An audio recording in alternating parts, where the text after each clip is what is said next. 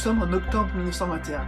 L'ingénieur chimiste René Varcollier vient de faire paraître son livre « La télépathie, recherche expérimentale », préfacé par le prix Nobel Charles Richet.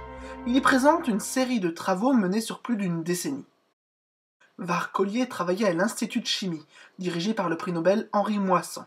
Il avait vécu des expériences personnelles de télépathie et souhaita mieux comprendre ce phénomène. Sa première intuition était que si la télépathie pouvait affecter spontanément quelqu'un comme lui, alors tout un chacun devait détenir en lui un tel potentiel. Si le mot de télépathie fait aujourd'hui partie du langage courant, on le doit en grande partie aux travaux de Varcollier qui a apporté un éclairage original et approfondi de ce problème.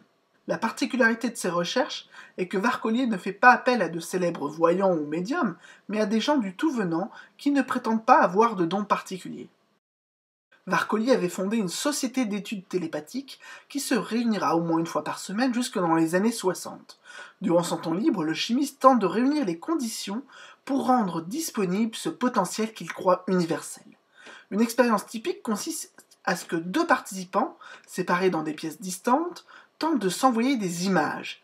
L'un des participants dit émetteur se concentre sur l'image qui sert de cible, tandis que l'autre, dit récepteur, dessine et analyse les impressions qui lui parviennent.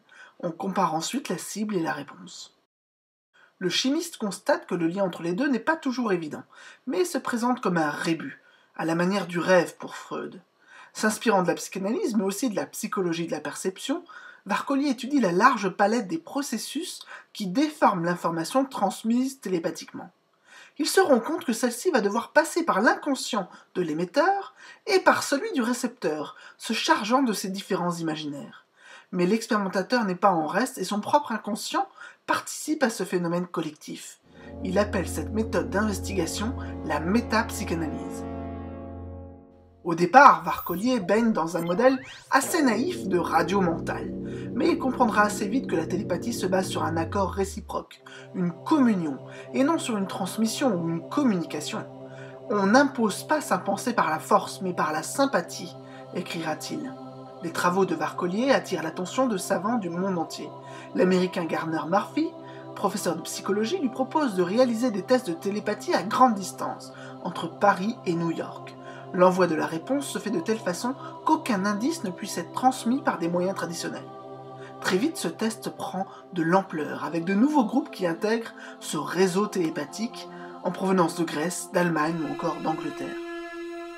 Quelques décennies plus tard, les États-Unis mettront au point un programme militaire secret cherchant à utiliser ses facultés de vision à distance pour faire de l'espionnage psychique.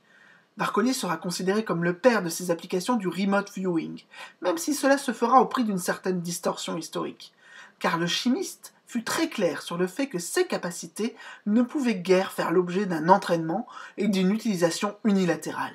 D'ailleurs, les résultats qu'il avait obtenus étaient davantage qualitatifs que quantitatifs. En France, les travaux de Varcollier furent quasiment ignorés jusqu'aux années 2000 où certains neuroscientifiques reconnaîtront sa contribution à la psychologie de l'intuition. Sa devise n'était-elle pas « ne pas avoir été inutile »